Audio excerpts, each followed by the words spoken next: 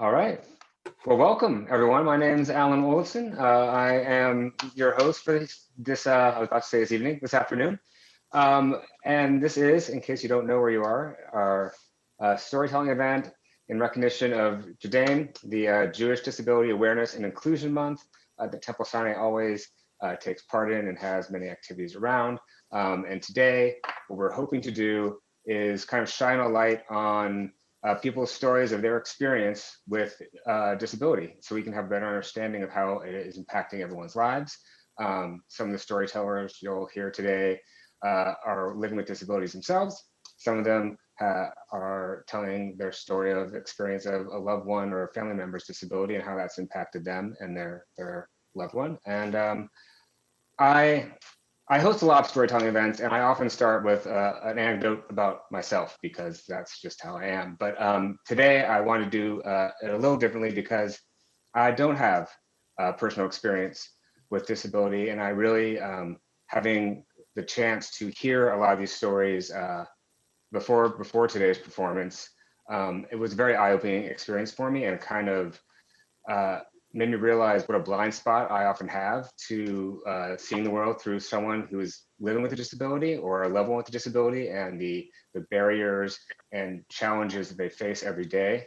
And I found it, as someone who I like to think of myself as being a aware and woke and progressive person, it was surprising to me how big that blind spot was. And so I really just want to turn this day over to the people who were kind enough and brave enough to want to share their stories with us today, and give us all, I think, some insight into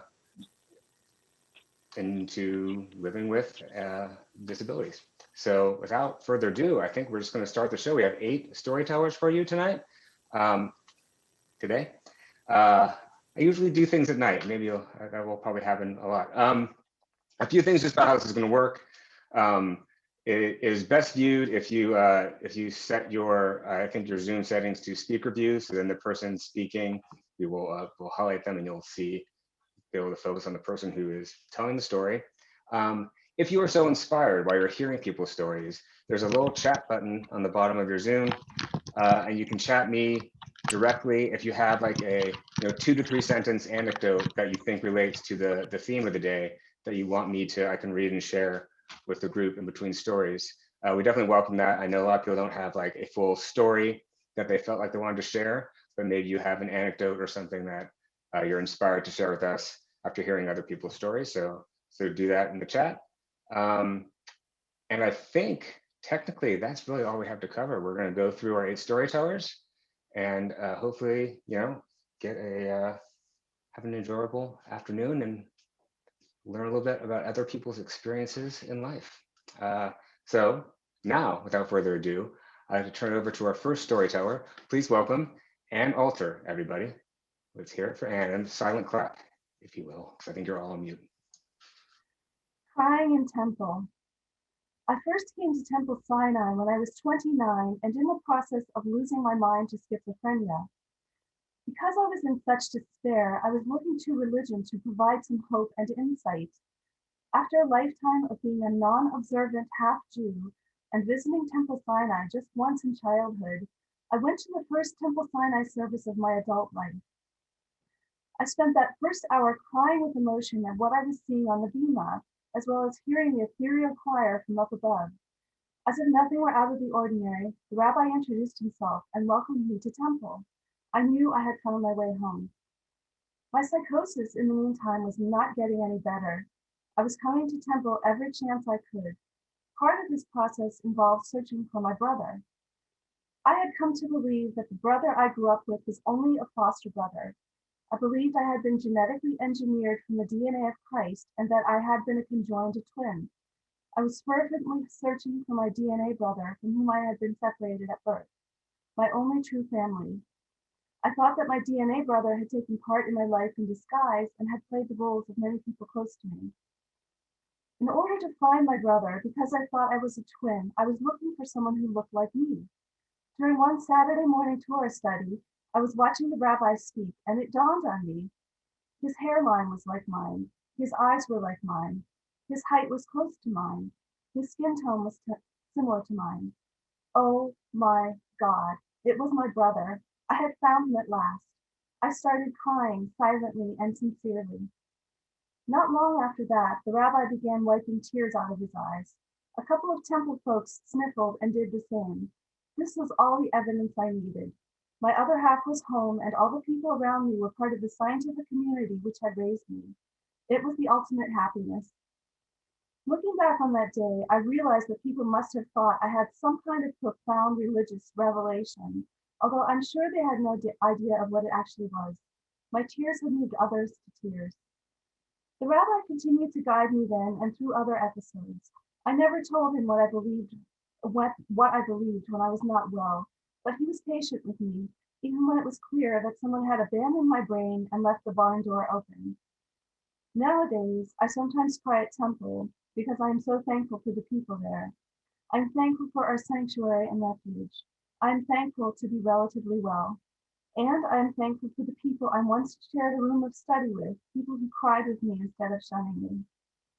Temple Sinai is the kind of place where people can take risks and good things happen. From tears come wild adventures and later, growth. I am sure that when this pandemic ends, I will cry again from absolute joy at seeing my fellow members of Temple Sinai up close and for real.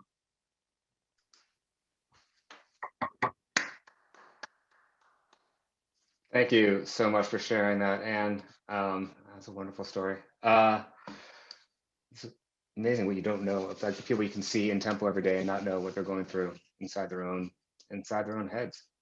Thanks again, Anne, for sharing that. And we're going to keep this moving with our next storyteller. You see her getting ready there. I think she's ready. So please welcome Delilah Picard, everybody. Let's hear it for Delilah.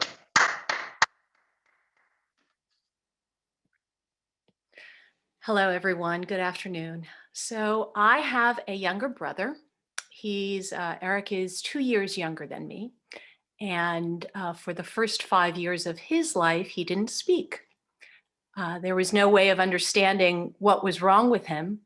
Although my mom later had told me that when he was realized that he was a little bit different, the doctors told him she could do one of two things, either institutionalize him or pretty much go home and figure it out on her own. I realized that the best way that I could speak to my brother Eric was through music, TV, and movies. So as some of you may remember, there was this little fantasy film that came out in 1977 called Star Wars. And Eric absolutely just loved it. He embraced it. There was something about it. Maybe it was the gunfighting, the space epic. I personally think it was Chewbacca. There were things about it that he immediately related to, so closely that we immediately had to go out and get him a vinyl of all of the sound effects and a retelling of the story on a record. And he would play the same scene over and over and over again, the trash compactor scene. This was fascinating to him, but this also opened up a whole world and a way to communicate with him through his figures, through the movies, through that horrific TV special that came out in 1978. He just gravitated to it, and it allowed me to have conversation with him. Now, his world expanded into other TV and other films.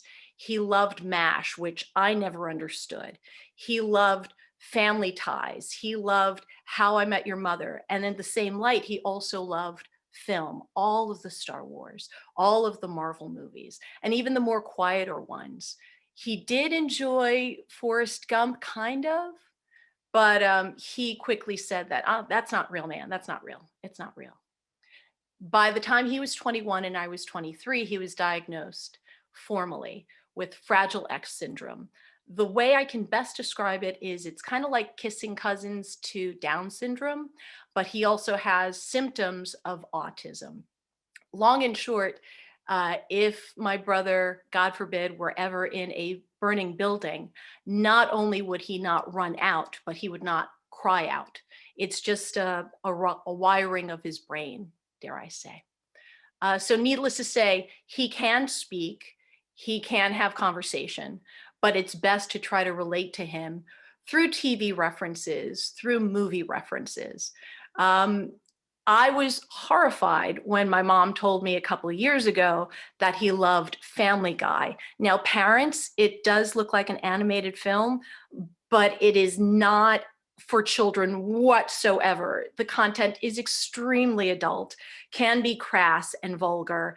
And this was a TV series that my brother absolutely adored. I don't know why.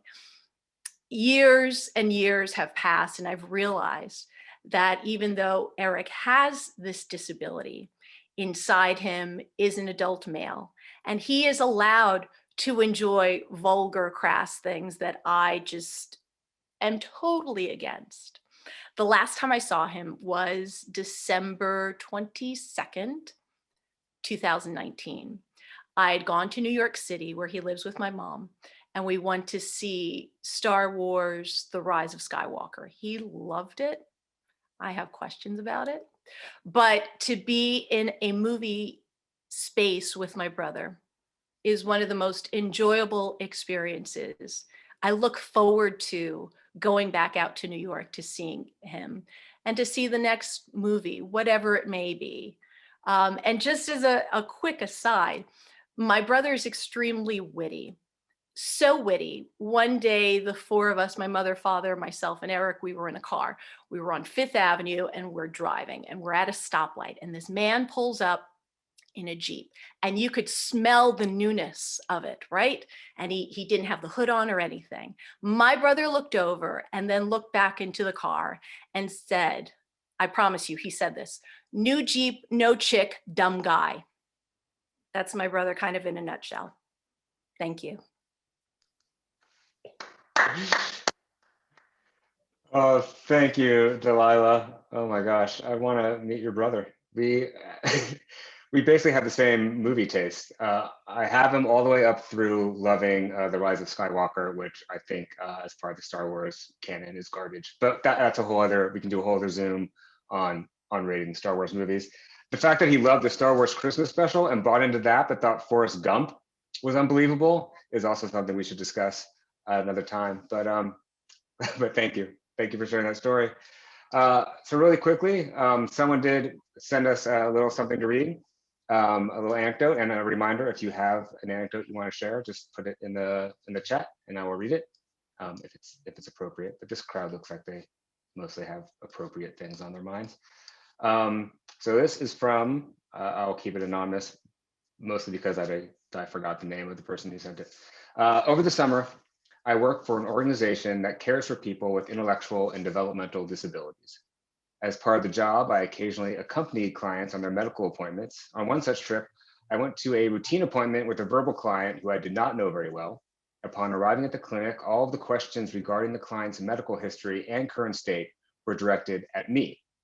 I informed the medical staff that I only knew the information that had been provided to me through the client's medical records, which had already been shared with them. I reminded them that she was verbal and completely capable of answering their questions. Some of the staff took this well and began to ask her questions directly, but still looked to me for approval after each answer. Others continued to go directly to me to speak on the client's behalf. This showed a lack of trust between the medical team and the patient, although it was clear that I only knew as much about the client's medical status as anyone else with access to her medical records. The team appeared to trust my input more than that of the patient, solely because she has a disability and I do not. But thank you for sharing that. And now we are going to move on to our third storyteller.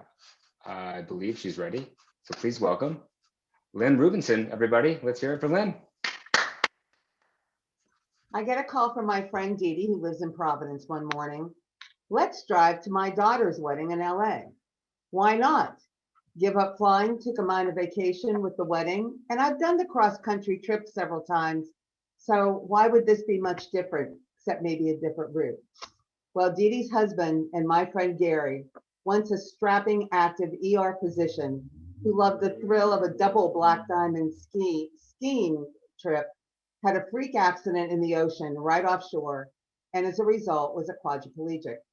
This would be his first big trip since the accident. The simple pack your suitcase, put together a cooler of drinks and snacks, maybe a couple of playlists, became much more daunting. The equipment needed to allow Gary to live as normally as possible was extraordinary. A large mechanized wheelchair that sometimes had a mind of its own, as Gary used it, you had to use a puffer tube to direct it around unless we came in to save him. A second wheelchair for showering and bodily functions, a Hoyer lift to move him from chair to chair and chair to bed, multiple pillows, mattress pads to prevent sores, emergency medicine supplies. That's just the tip of the iceberg. We met up in Cleveland where I could leave my car parked at a friend's house. Dee Dee, Gary, a 20-year-old something assistant, another friend's son, and I set off in a tricked out Mercedes Sprinter van, customized, complete with an electric lift, so that Gary could come up and sit and ride shotgun, not be in the back of the, as most vans are. We decided on a northern route. We went through Chicago, Minnesota, up to South Dakota and Wyoming, Salt Lake City, Tahoe, and across to San Francisco to visit friends, and then down the coast to LA.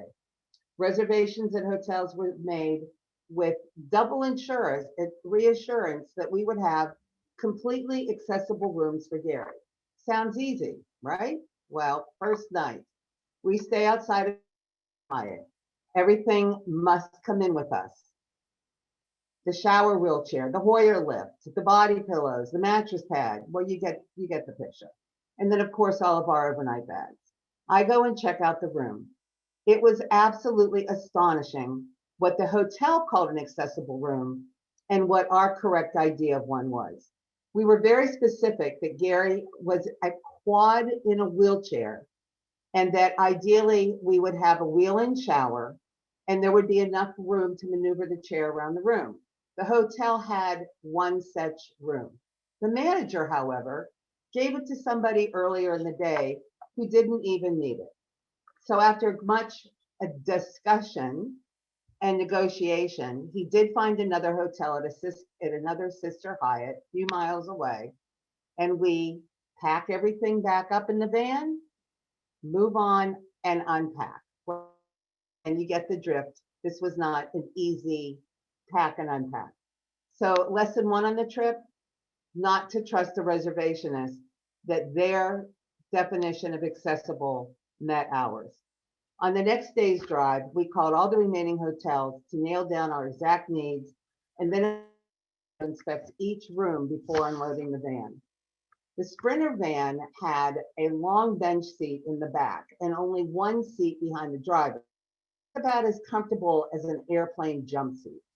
We pulled out the other chairs and seats had all been pulled out to make room for the lift and to been able to maneuver Gary's chair into position.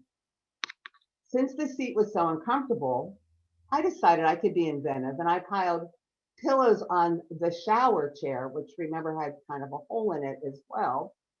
And it worked just fine until the first sharp turn and I went flying around the inside of the van. We quickly tethered it for the rest of the trip. Wanted this trip to be more than just a way to get to daughter Samantha's wedding.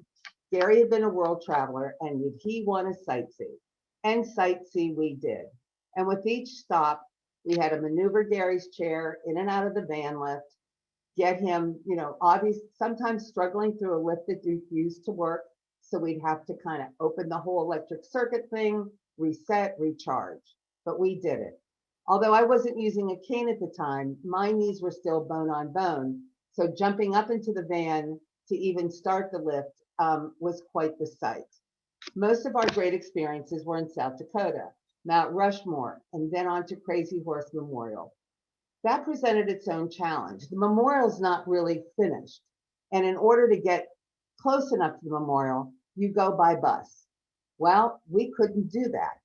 And we didn't want to miss the experience. And finally found a staffer after asking 3 people to accompany us in the van so that we could see the Crazy Horse Memorial as other people would see it. Devil's Tower, the Badlands, Walls Drug, and even the Cornhouse Castle. I mean, those are the quintessential Americana. All were wonderful stops, but each time dealing with finding a handicapped parking space with van clearance that some car didn't block. And believe me, it happened more than once. And as an aside, our so-called aide spent the entire time arguing and fighting and making up and arguing again with his girlfriend on the phone in the very back of the van. We toured and stayed in Salt Lake City. When we went to the restaurant for dinner, and Gary had a very bad habit of when we were going to leave a restaurant, he kind of rushed ahead of us. We're trying to pay the check, we're trying to gather up everything that we need, and he would kind of rush ahead. But this time, he mistakenly backed up and went flying back into the table, flying up with everything going all over the place. And all we could do was apologize and laugh and said, well, we got that table cleared pretty quickly. After several days in the car and dealing with things like restaurant mishaps and being hyper alert to Gary's needs, the stress was starting to kick in. And I admit that Dee Dee and I decided to make the aide do his part one night. We hid in the van for about an hour with a bottle of wine. On to Reno, where we were shopping at the Sierra outlet, and Gary saw a poster for a rodeo that night. Now, we were pretty exhausted. We were getting worried, but he wanted to go, and we were going to the rodeo. The thought of dealing with crowds was the last thing, but a quick call to the rodeo place would ensure us that we would be able to be wheelchair accessible. We were probably the only 4 Jews at the rodeo in Reno on Shabbat, and we had great seats, the bronking bunkos kicking up the dust right in front of us. We detoured to Lake Tahoe for the next afternoon, where I must say probably was our best experience and our most accommodating. We rode the heavenly gondola to the top, and the property insisted on assigning a staff person to go with us because the restaurant at the top had multi-levels, but had chair lifts, but wanted to make sure that they would work for us. The only time on the trip that we heard Gary being wistful about his accident, as he said, the last time I was here, I got to ski down the mountain. I didn't have to ride down. San Francisco friends made a bedroom in their garage for Gary, a finished garage, and borrowed a portable ramp to negotiate getting him in and out of the house. Obviously, no one who ever used a wheelchair produced this ramp because it would have been flimsy for a toddler on a bike. The last leg of our trip down the Pacific coast was beautiful, and outside of restaurants that incorrectly identified themselves as accessible, after all, it's only one small step. It was smooth sailing into LA. And since we would be there for 4 days, the hotel did have a wheel-in shower and a fully accessible room. But the next night for a rehearsal dinner, friends of the bride had insisted on booking one of the very chic restaurants in LA. The cocktail hour was held in the back patio, and that had steps, and Gary was excluded. Outside of 2 bum knees, I'm not disabled, but the trip helped me see everyday assumptions and the take for granted experiences through Gary's lens. It's not really fully accessible hotel rooms. They're not really accessible restaurants. People blind to a wheelchair and stepping right in front of it, and then of course annoyed when we bumped into them. Wait staff treating Gary like a child and asking one of us to order for him. Unnecessarily rude stares when we were feeding him. But the trip was great fun, and we had many laughs, a few aggravations. The wedding was beautiful. We made lasting memories as we saw more of this great country. But then my friend Dee Dee noted, gee, we didn't see many people in a wheelchair traveling. And I pointed out that not all are fortunate to have the means for the right vehicle and the right equipment. For me, my eyes didn't just take in that beautiful countryside, but the careless regard of the physically disabled. And don't even get me started about the stigma of mental illness. If I can be part of that synagogue task force that ensures inclusion and understanding, then that is my journey.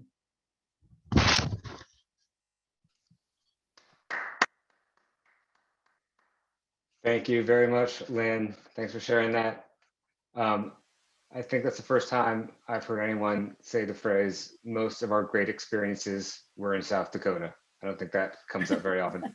So, I've been to South Dakota and I've been to that wall drug, and I can vouch for the fact that it is one of the most great experiences of traveling across country. And to hear, having done that trip cross country, and to hear the experience of doing it with a quadriplegic and all the challenges, that is one of the more, to view the trip through that prism is eye-opening, to see like everything I took for granted that I did there. So thank you for sharing. And now we'll move on to our next storyteller. I hope you guys are ready. Please welcome Rachel Kootrick, everybody. Let's hear it for Rachel. Oh, wrong Rachel Kootrick. That's my wife.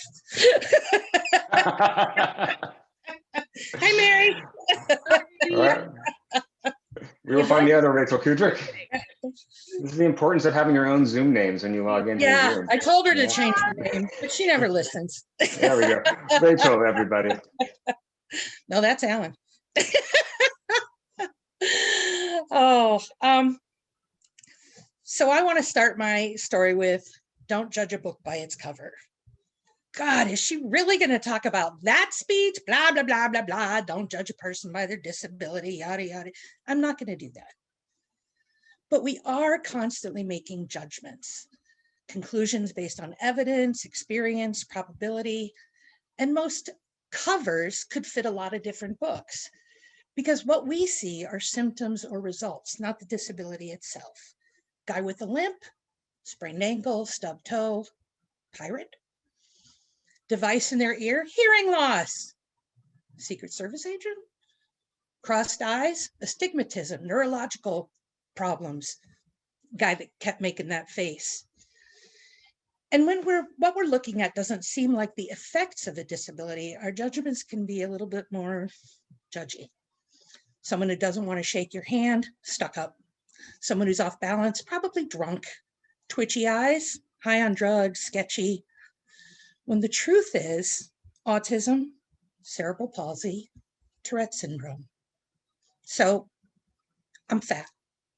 That's not a judgment. It's a fact. I am fat. But since no one assumes that it's a result of a disability, the judgments aren't quite that innocuous. She doesn't get enough exercise. She eats too much. She doesn't know when to stop. Lazy, no willpower, gross. My disability wasn't even able to be diagnosed until 2013. That's when the medical community finally recognized what I had known for 40 years. I have an eating disorder. I know. Everything we've ever learned about eating disorders is that those people are definitely not fat. But I have binge eating disorder, which means that I binge, but I don't purge. I hide food. I eat when no one else is around. I don't recognize or even understand my own hunger cues. And I've never talked about this in public before, except with other people in treatment. So that's this. I can go an entire day without eating and not even notice. Sometimes I eat just a handful of trail mix and I feel completely full. Sometimes I eat a big hearty meal and at the end of it, I'm more hungry than when I started. My BED started when I was around 5. I had to constantly run to keep from getting beaten up by the neighborhood boys, but it was unsustainable. I didn't have enough energy. So I hid food all over the neighborhood. I hid it up in trees. I hid it under porches. I hid it in our doghouse. I hid it in shrubs, everywhere I could think of. And at night, I think about that food, constantly remembering where it was. So if I needed it tomorrow, I'd be able to get there. And in the morning, I would go and check and make sure it was there. That food comforted me, it sustained me, and it saved my life. We moved from that neighborhood when I was 10, but it didn't matter. That was set. I needed to hide food and binge to stay safe. I want to move off that, and I want you to picture something. I want you to picture a woman in a wheelchair with absolutely no use of her legs. She talks to her doctor about some back pain, and the doctor says, well, why don't you take up running? That gives you endorphins, and you'll feel a lot better. A friend says, wow, you look really good. Have you been working on your quads? An aunt, you know, you'd look so much prettier if you just stood up straight and tall. A rabbi, Yom Kippur is a time to improve ourselves spiritually and physically. The synagogue has paid for an entry into the Pittsburgh Marathon for you. Does that sound ridiculous? A doctor responding to my knee pain. Eat a balanced diet and start an exercise program. A well-meaning friend. Wow, you look really great. Have you lost weight? An aunt out of nowhere. You would be pretty if you weren't overweight. A rabbi, unsolicited. Why don't you focus on improving your health? We'll help you pay for a gym membership. The fact is that many of us with BED are actually afraid, sometimes terrified, to lose weight. Our fat keeps us safe. As noticeable as it is, it keeps us invisible from the people who would hurt us. They don't want to have anything to do with us. Now, I got treatment in 2018, but there's no cure. It's not like I can go cold turkey and not eat food anymore. I mean, I can learn ways to manage it, but I'll always have it. So I still struggle. I still hide food in my house. Mary finds my stashes now and then. I still binge. I miss my hunger cues. It's not about diet and exercise. Do you think I'm stupid? I know that that's how to lose weight, but it's psychological. It's ingrained, and it's terrifying. Frankly, it's very likely to be what kills me. So yeah, I'm fat. That is quite literally the cover of this book. This body, this life is the book that it fits. And people can judge it if they want to. But if you guys were hoping for a fairy tale, you just need to move on.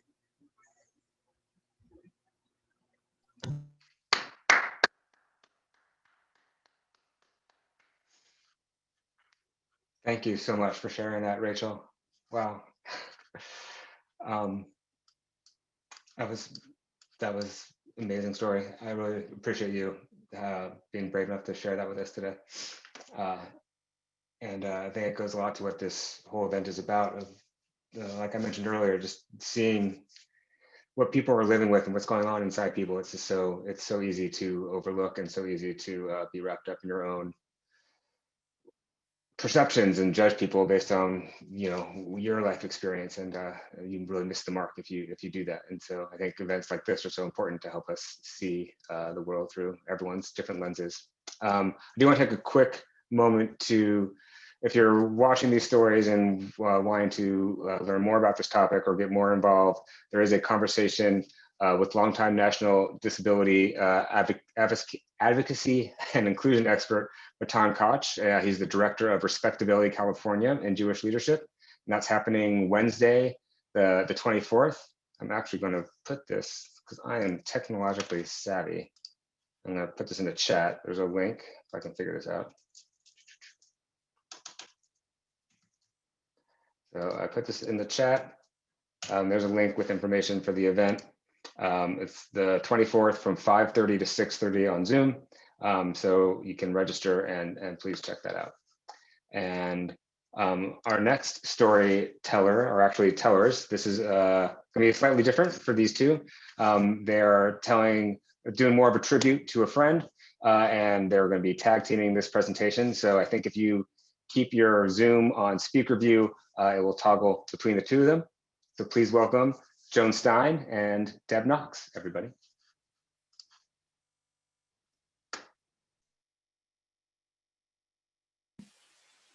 Hi.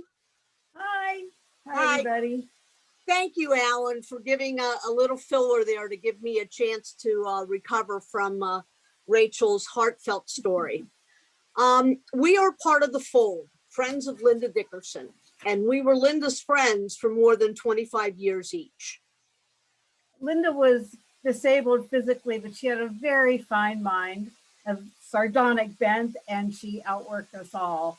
She had a life of contrast. She was a powerful community leader, trapped in a body that never worked well. In a wheelchair since early childhood, Linda had a family that normalized her life. On the farm, she cared for orphaned animals. Her parents made sure and were able to help her go to school. But all of that was possible because of her keen intellect and a mind-boggling life force. When her school did not have an elevator that would enable her to get to upper floors, her father, a bridge contractor, paid to have an elevator installed in the school. She needed an extraordinary amount of care just to get ready and maintain the day.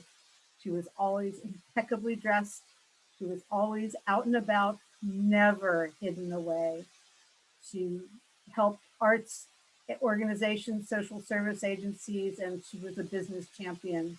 She ran for city council, and Joan's going to tell you more about that later. She founded magazines. She ran her business and raised hundreds of thousands of dollars. In 2007, she was named director of the National Aviary. Because of my work in health education and urban planning and growing up with a disabled mother, disability issues were always important to me.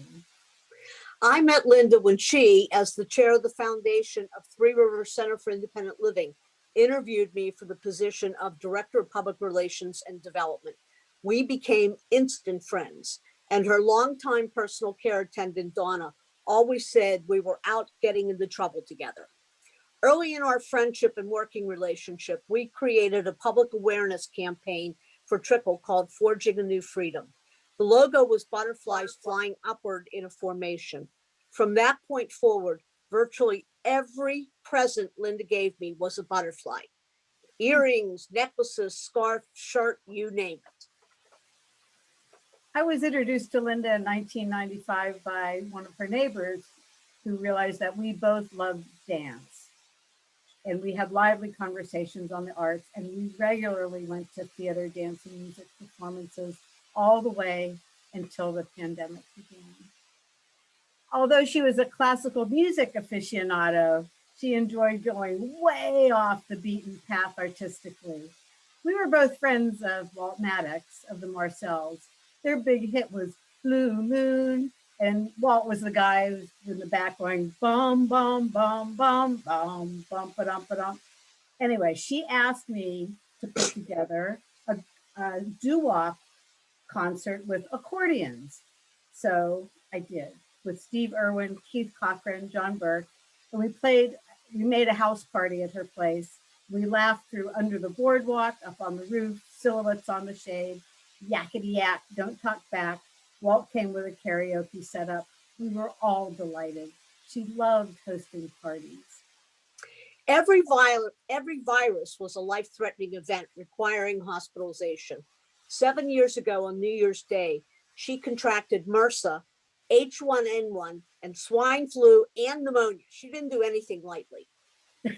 From then on, she was on a ventilator that added another level of care with 2 full-time staff, a personal care attendant and a nurse. Undaunted, she learned to use the eye-powered communication device and was a lively emailer up to the evening before she died. Yeah, privacy was hard because her healthcare team was always around. And when she and I wanted to gossip a little bit, she'd turn down the volume on the communication board. She'd spell out her words, and I'd sit by her ear and whisper the answers so we could have a private talk.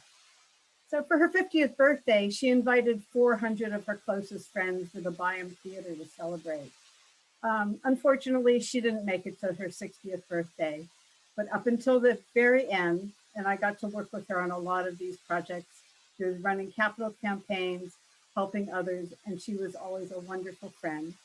She died on September 26th at her family's farm in Greensburg. Linda's father had her ashes placed into a beautiful butterfly urn. Now she is free to soar.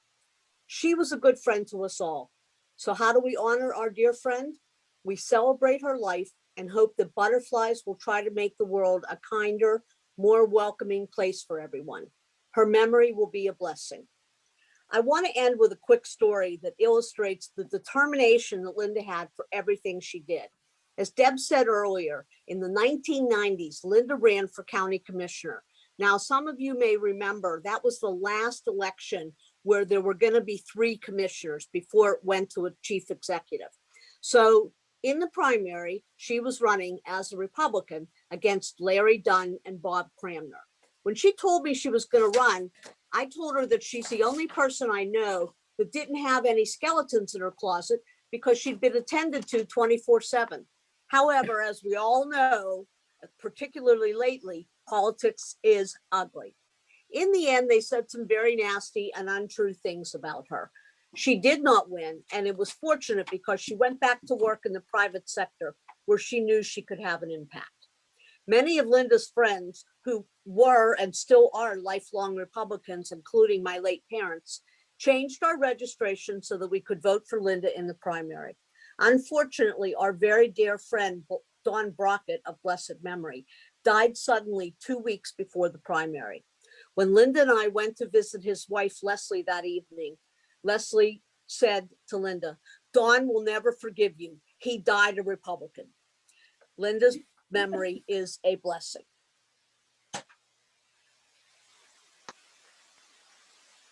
Thank you. Thank you, Joan and Deb, for sharing that wonderful tribute to your friend. And that she made someone die a Republican is just probably, that's her life's work right there. And I think a doo-wop session with accordion sounds like one of the great experiences you could have in North Dakota. I think we could combine those two things. There you go. And yeah, there we go. Thank you for sharing that wonderful tribute. And now we're going to turn it over to our next storyteller, who's going to share her own personal experience. So please welcome, a warm welcome, Tamara Kaplan, everybody. Hello, everyone. In 4th grade, I had the most amazing teacher. She built this ginormous loft in the classroom where we could go and get blankets and pillows and rest and read. It was awesome. Of course, now when I think about the size of classrooms, I've got to wonder whether it really was that ginormous. But anyway, I was up there one day reading, and a boy came up to me and said, "Mara can't read, Mara can't read." And I was in shock. I really was. I was like, of course I can read. I was the first person to read a book in our kindergarten class. Mrs. Sessions said so. And he just kept going, "Mara can't read, Mara can't read." And I was like, "That's not true. It's not true." And he's like, "Prove it." So I got my book and I started to read. And he said, "No, read out loud." Then my stomach started to hurt because he was right. I couldn't read out loud. All the letters and the meanings that I knew in my head just wouldn't come out of my mouth. Luckily, I had this amazing mom who, since kindergarten, had been trying to convince the school that I needed to be tested for learning disabilities. But the school kept saying, "Are you kidding? She's gifted, so she's a little slow here, but she can do all this other stuff. There's nothing wrong with her." My mom kept saying, "Yes, there is." And it wasn't until Mrs. Norman in 4th grade when all of a sudden you had to start reading out loud history books and social studies books and science books, and I couldn't do it, and my grades started to really slip. And Mrs. Norman agreed with my mom and got me tested. And yes, I did have a very high intellect and a very severe learning disability. And I got tutoring, and my grades went back up. And you would have never thought that there was really anything wrong with me. But my learning disability has gone on throughout my entire life. My parents owned an electrical supply store, and on the Friday after Thanksgiving, they did inventory. Inventory was so much fun when I was a kid. All my cousins and my siblings, we would run around the warehouse. We'd pick up the forms and bring them to accounting. We'd take lunch orders. It was a blast. But at 16, that amazing mom, she stopped being amazing because she made me actually do inventory. Now, I don't know if Tepper Electric does inventory the same way everybody else and whether you've actually done inventory, but this is what we would do. We would have somebody at the end of the aisle who was writing and somebody in the aisle who was counting 1, 2, 3, 4, 5, and then would tell you how many of the product there was and the number of the product. So there are 25, 53, 35s. My stomach hurt from the second we started inventory till the time we finished. I knew I was making mistakes. There was no way that I could not be making mistakes. I had to be. It was, I can't even remember those numbers I just gave you a second ago. And then think about the times when I had to write. I had to listen to what the person say and write it down. So instead of 25, 53, 35s, I did 25, 35, 50 of them. You know, it was a mess. And I hated it. Hated it. I was sure I was going to put my dad out of business because somebody was going to come in and audit him and he was going to find all these mistakes and it was going to be all my fault. So I went off to college and I never came home for Thanksgiving again because I could not risk having to do inventory and putting my dad out of business.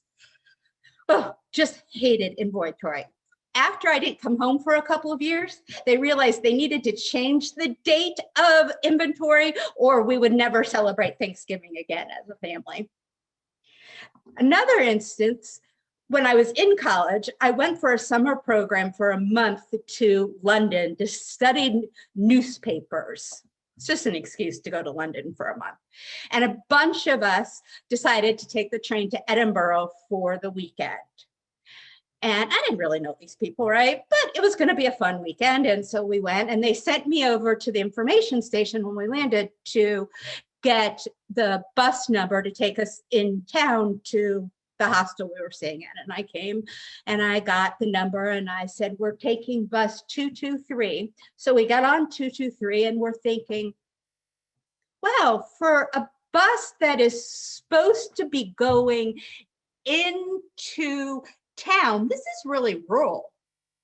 And like we never saw really any buildings and you know you would expect the buildings to start getting bigger and it was a long ride and we were all very confused until the bus driver said last stop Edinburgh Zoo.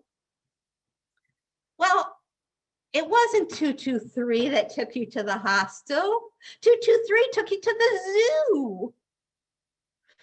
It was 322 that, or whatever number it was that took you to the hostel. I was so embarrassed that I couldn't even see straight. Those people probably never thought about it again. You know, it's been 40 years and I'm still thinking about it. My learning disability really is hidden and you can't always see it.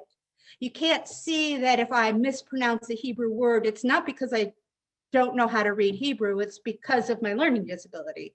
I can't walk a straight line because I don't really know where my body is in space all of the time. I have friends who say I should just cut my own hair, but they don't understand that I can't cut. Cutting straight is part of my, not cutting straight is part of my learning disability. It's all of those hand-eye coordination things that I can't do. But for the most part, nobody knows. And I get along because I learned all of the little strategies that help me get by. And I encourage you when you see people and they might mispronounce something or they don't act exactly the way you expect them to, that maybe there's something a little underneath the surface that we're looking at. Thank you all.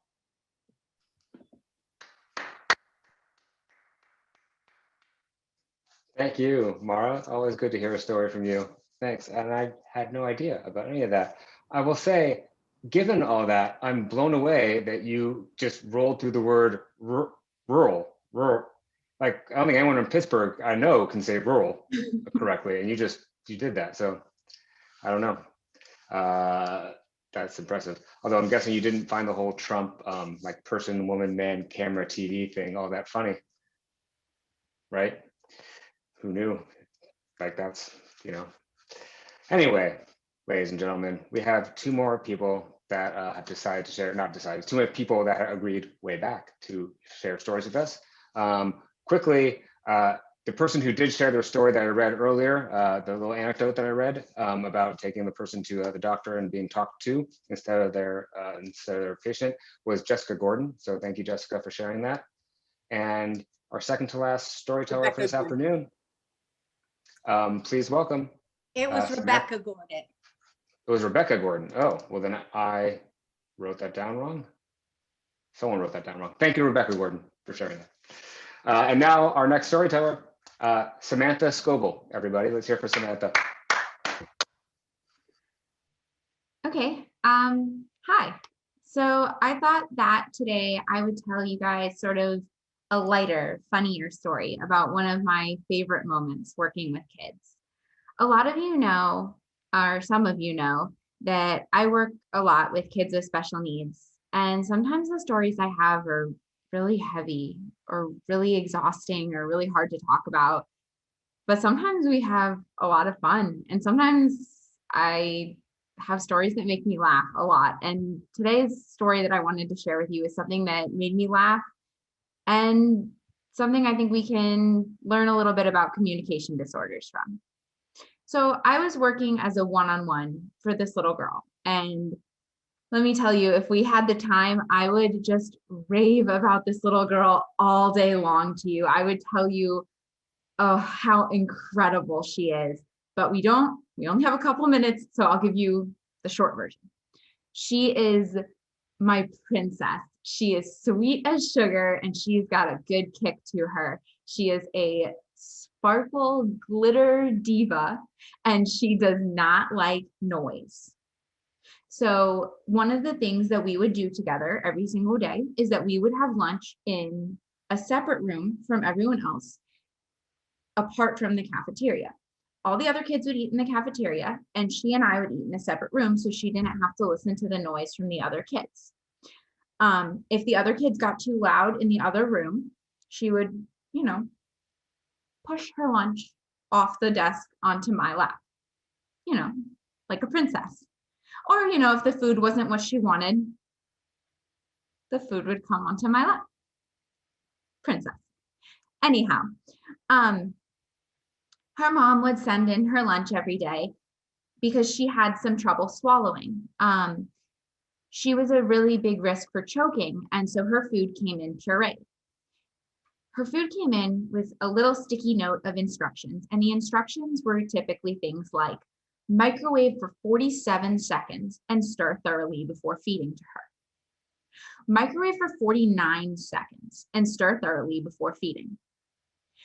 Microwave for 53 seconds and stir thoroughly for feeding to her. Just to let me know precisely how to get the food ready for my little princess. And if you know me, you know that I am a rule follower. When I saw that note, I was putting that into the microwave and I was pushing 47, 50. I was reading that note so carefully and I was following those directions to the second, and I was stirring thoroughly before I brought it back to her. I was following those sticker directions because that's what I do. I follow the rules. The note also said what was in the food. And she was a kid who has a communication disorder, and we were working on communication. And I was thinking, what a great time to work on communication. Lunch. A lot of us talk at lunch. A lot of us sit over lunch and chat with our friends and have conversation. And if this sticker has a list of everything that she eats during a day, I can sit and chat with her about that, and we can just practice conversation. That's awesome. So I would sit down and have a little chat with her about what was in her food.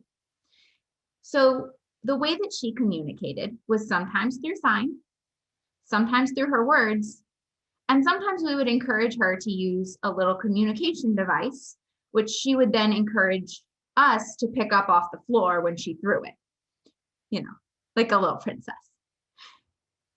In any case, one particular day, I got her little food out, microwaved it for exactly the right amount of seconds on the sticker, brought it back to her, read, okay, this says that this is chili from your mom's dinner last night. And she looked at me kind of funny. And I said, do you want it? And she gave me a weird look. And I said to myself, maybe she doesn't understand what I'm saying. So I signed to her, do you want this? And she said, yeah. So perfect. I sat down, opened it up, and took a spoon to give it to her. She took one bite and signed cold. So in my head, I'm going down my little spiral of panic. Oh my goodness, I messed up the sticker directions. She thinks it's too cold. I didn't put it in the microwave long enough. Those are the most specific directions in the world, and I didn't follow them right. I ruined everything. Like it was 1 second too short in the microwave, and now it's too cold. So I asked her, is this cold? And she said, no. And I said, do you want it? She said, yes. Okay. So she takes one bite and she signs cold again. So I'm totally confused at this point. And I said, are you cold? She said, no. And I said, do you want this? And she said, yes. So I gave it to her again. She took one bite and again, she signed cold. So I'm starting to get really confused and worried. And I said, what's wrong? And she said, cold. What's cold? This? No. And so at this point, I'm just grasping for straws. And I asked her, is this hot? And she said, yes. And now I'm back down my spiral of panic thinking, oh my goodness, I misread the sticker directions and I burned her tongue. This is an even worse case scenario because now I put it in for too long and I injured her. I'm going to get fired. Like I'm just off on my own thing. So I put this onto the ice pack from her lunchbox.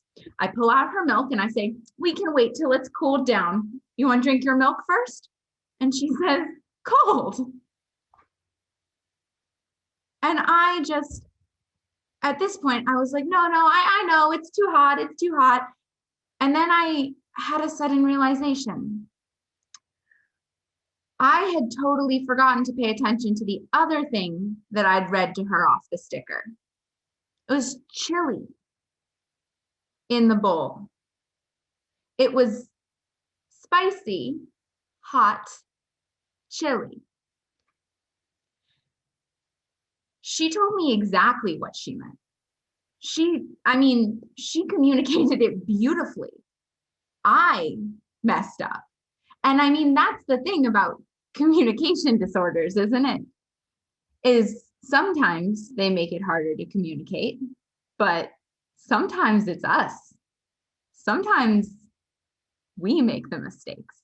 And for all the times that she pushed away her communication device or didn't want to say a word or didn't know how to say a word, this one was on me. I dropped the ball there. And she signed what she meant. She said what she meant. And I didn't get it. And I think that's something we all do.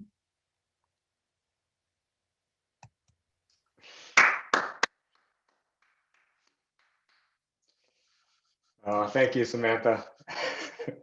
That is definitely something we all do. As the parent of two kids who are verbal, I sometimes totally disregard what they're saying and pretend I know what they're saying. So I can only imagine. Thank you for that story. And we have arrived at our final storyteller for the afternoon. So I hope you guys have enjoyed this afternoon. And I hope you enjoy this final story. So please welcome Elaine Leskold, everybody. Let's hear it for Elaine. Thank you. One of the hardest questions to answer about my disability has to do with my hearing. What, are you deaf now? Was asked to me by a medical professional who was angry that I had brought a sign language interpreter to a medical appointment. That person didn't deserve much of an answer from me. She didn't need to know, actually, no, I identify as hard of hearing. She didn't want to hear about my temporal lobe, which processes language, scraping against the side of my skull. She didn't care about how my brain just doesn't understand words the same way anymore. But the fact is that sign language or captions help me fill in words that my brain doesn't get the first time. And I'm so grateful when either of these accommodations are provided. Ever since the car accident in 2015, I've gotten a lot of questions about my brain injury. I've gotten questions from family, friends, strangers, congregants, rabbis, and people on the street. People's motivations vary from curiosity to wanting to deepen their relationship with me to expressing their own feelings about my disability. How I answer people's questions often depends on a lot of factors, including what I believe their motivation is and how much information I think they want. Not everyone wants to hear about my cerebellum. But to give you a sense of the extent of my injury, when my occupational therapist gave me the chance to use my neuroscience tutoring background to teach her interns about my injury, I took printed brain diagrams and had the interns color in the brain regions that were affected by the trajectory my head took in the car accident. We colored and talked about brain regions and my corresponding symptoms until the entire brain was colored in. But today I want to focus on a few of the questions I've been asked about my disability and explore their answers. Let's start with my vision. Can you even see me? My dark glasses have drawn the attention of many people, from congregants to medical professionals, and this question has been asked in many different ways. I could answer it in lots of different ways. I could tell you about my nystagmus, my jumpy eyes, my uncontrolled pupil dilation, my fourth nerve palsy, which means I see double, or how my vision can't be corrected to 20/20 after the accident, even with very fancy glasses. Or I could just say, yes, I can see you, but you're blurry and there's two of you. And then there's my balance. Will you have to use those canes forever? Here's the thing about being visibly physically disabled. It takes a lot of getting used to.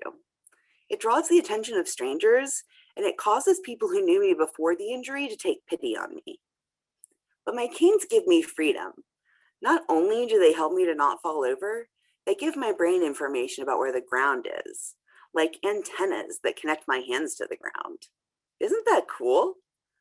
And please don't worry about me if you see me in my wheelchair. Usually that means I've decided to do something extra cool or important that day. One question is probably the hardest of them all. Are you better yet? This was asked by a family member about 2 weeks after the injury. This family member was struggling to understand that I wasn't returning to my pre-injury self. We didn't know then that I never would, and that is a fact that took a lot of time to grieve.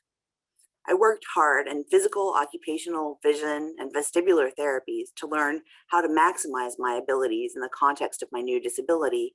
And between that and seeing all of the fanciest doctors Pittsburgh has to offer, we know that I will never regain the abilities I had before the accident. So I don't want to minimize the effect that had on me or the people who love me. But the special thing about every question people ask me is that it helps me develop my own relationship with my disability, my relationships with the people around me, and ultimately helps me become a better disability advocate. I become a better advocate by learning to educate people about disability while maintaining boundaries and managing my own emotional reactions to others' curiosity. So I welcome your questions. There is a saying in the disability advocacy community, nothing about us without us. And if I were not open to questions, I would be closing myself off to the opportunities to educate and to grow. And as for the answer to the question, are you better yet? While I may never be the person I was before the accident, I believe the answer to that question is absolutely yes. Thank you.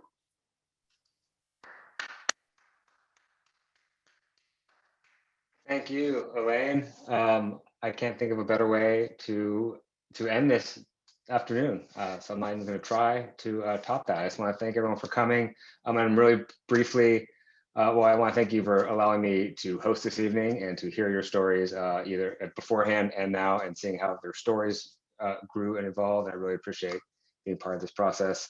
And I just want to turn it over really quickly to Lisa, who put this whole thing together. And have her say a few words, and then enjoy the rest of your day. So Lisa, are you there? Yes, thank you, Alan, for being such a wonderful host and bearing with us through all the technical difficulties and whatnot.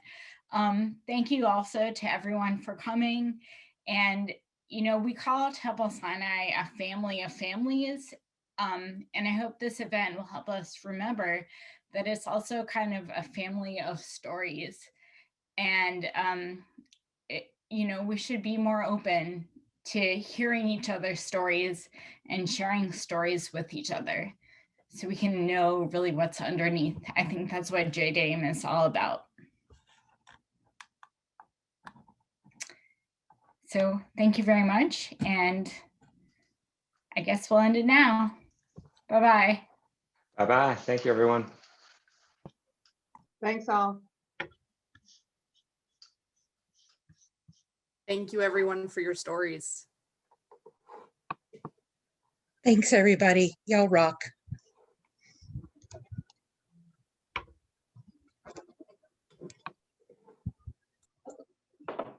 Thank you so much, everyone. Thank you, everyone. Love to everyone. Thank you. Really beautiful. Thank you so much.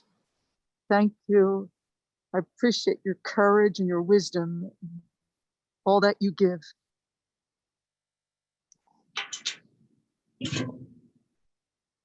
Thank you, and everyone be well. Take care. Take care.